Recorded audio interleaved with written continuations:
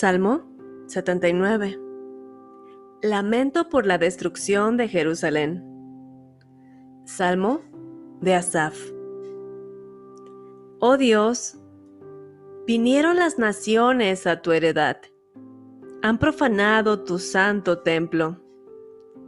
Redujeron a Jerusalén a escombros.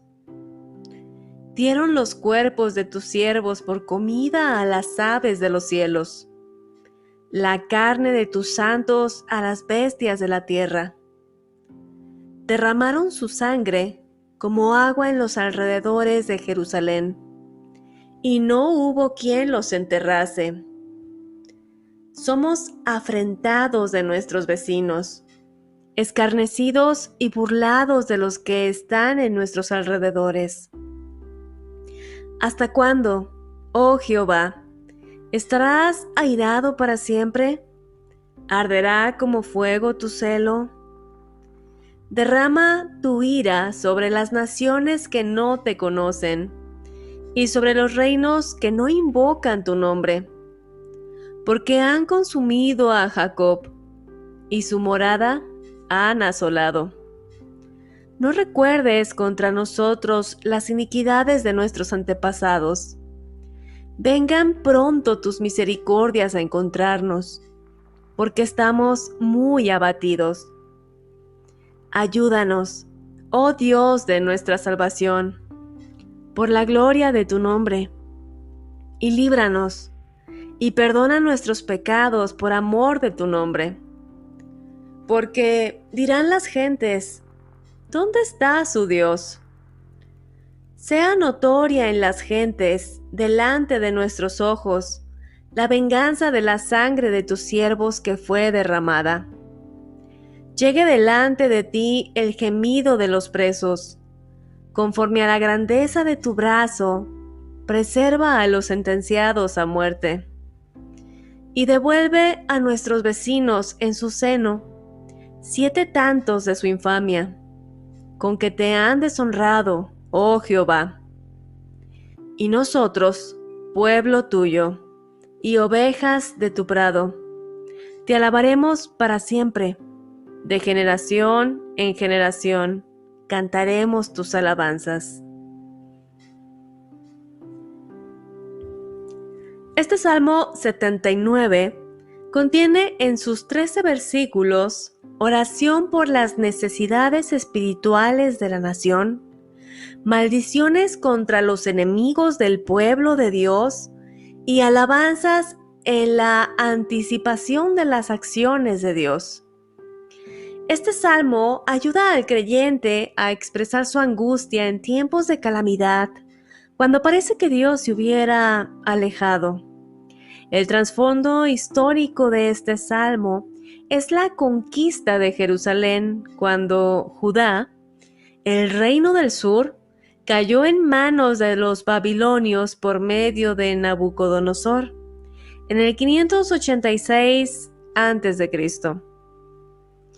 El versículo 1 dice así: Oh Dios, vinieron las naciones a tu heredad, han profanado tu santo templo.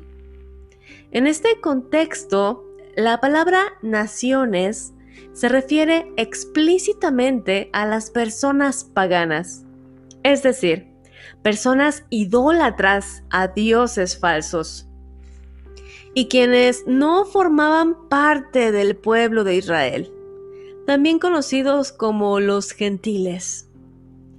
El versículo 2 dice así: Dieron los cuerpos de tus siervos por comida a las aves de los cielos, la carne de tus santos a las bestias de la tierra. El versículo 3 agrega: derramaron su sangre como agua en los alrededores de Jerusalén, y no hubo quien los enterrase. Podemos ver que la invasión babilónica fue un hecho traumático de gran manera para el pueblo de Dios. Y estos versículos nos ilustran el tipo de carnicería al cual fueron sometidos. Este evento fue tan perturbador e importante en la historia judía que se describe 4 veces en las escrituras hebreas. Se menciona en Segundo de Reyes, capítulo 25, Segundo de Crónicas, capítulo 36, Jeremías 39 y Jeremías 52.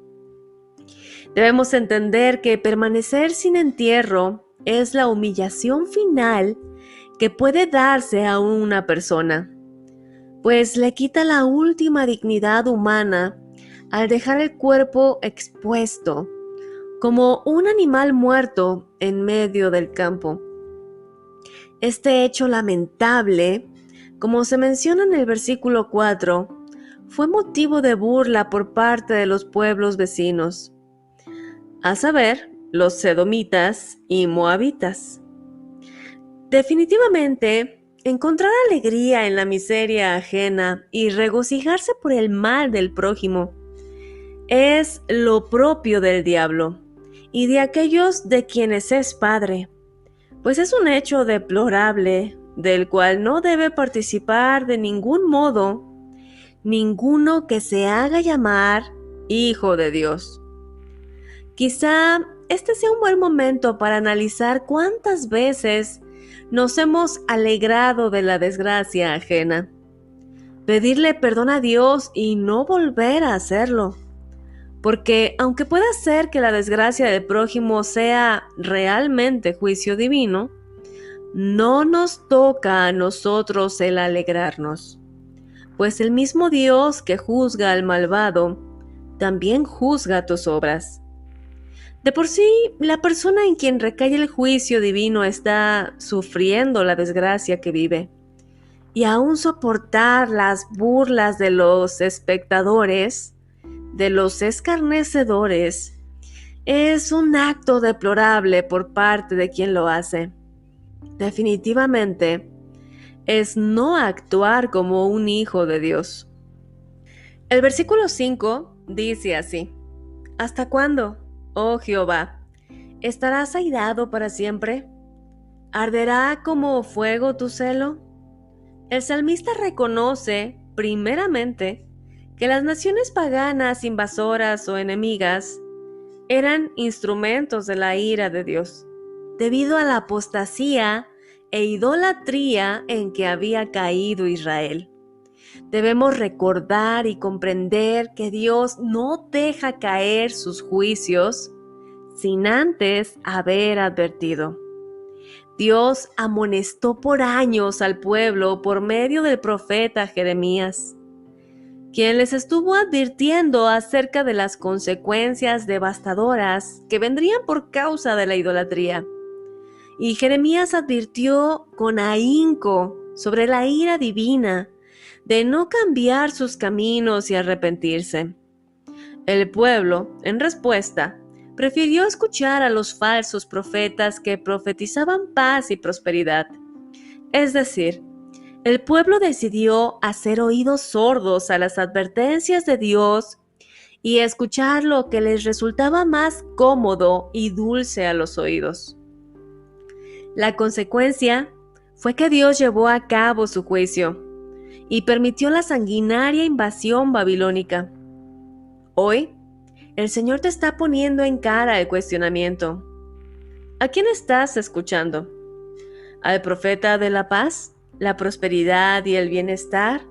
¿O al siervo de Dios cuya intención es amonestarte y hacerte notar lo torcido de tu camino, para que puedas ver claramente tu pecado, arrepentirte, volver a Dios y así evitar funestas consecuencias? El propósito de Dios no es el mal para nadie. Al igual que al pueblo escogido, los israelitas, Dios nos advierte, porque su deseo no es castigarnos ni que suframos. Pero Dios no puede decidir por ti. Así lo dice Deuteronomio 30:19. Pongo delante de ti la vida y la muerte, la bendición y la maldición. Escoge pues la vida para que vivas tú y tu descendencia. El versículo 6 dice así: Derrama tu ira sobre las naciones que no te conocen, y sobre los reinos que no invocan tu nombre. Aquí, el salmista intercede con Dios para que perdone a Israel por su apostasía y castigue a las naciones que han destruido a Jerusalén y el templo de Dios. Pues aunque las naciones paganas eran instrumentos de la ira divina, el motivo detrás de estos paganos era el odio a Dios y a su pueblo escogido. El salmista le pide a Dios que dirija su ira hacia los enemigos. El versículo 8 dice así: No recuerdes contra nosotros las iniquidades de nuestros antepasados. Podemos observar que este versículo nos muestra el origen de la ira de Dios en este caso. Y es que las generaciones acumulan depósitos de transgresiones para pasar castigo sobre sus sucesores, en caso de no romperse esta maldición generacional. De modo que así como heredamos rasgos físicos, también heredamos las consecuencias de los pecados de nuestros ancestros. Ante lo cual, lo primero que debemos hacer es pedir perdón a Dios, porque quizá nuestros antepasados no le pidieron perdón. De alguna manera, bastante deuda tenemos para con Dios por nuestros propios pecados, como para seguir cargando los pecados de nuestros padres hasta la cuarta generación, como se menciona en Éxodo, capítulo 20. Los versículos 9 y 10 dicen así: Ayúdanos, oh Dios de nuestra salvación, por la gloria de tu nombre, y perdona nuestros pecados por amor de tu nombre, porque dirán las gentes: ¿dónde está su Dios? En la antigüedad se tenía la idea de que la derrota de una nación era derrotar a su Dios. De modo que la preocupación del salmista es la misma reputación de Dios. Moisés apeló también a la reputación de Dios cuando el Todopoderoso deseó exterminar a todos los israelitas recién salidos de Egipto, cuando hicieron el becerro de oro y lo adoraron.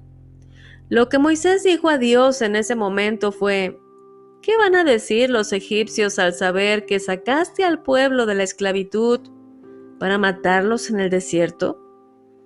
Asaf apela a la gloria de Dios en su oración. Aunque la gloria de Judá y Jerusalén prácticamente había desaparecido, Dios tenía el poder de actuar a favor de su pueblo, en aras de su propia gloria.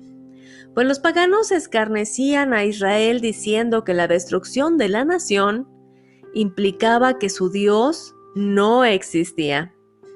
De modo que sí, apelar a la propia gloria de Dios es un recurso que no deberíamos tomar por poco.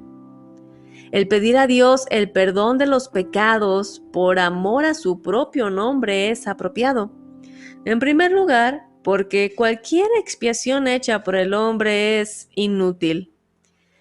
Y es también por esta razón que el mismo Dios, Jesucristo, tuvo que venir a pagar por nuestros pecados.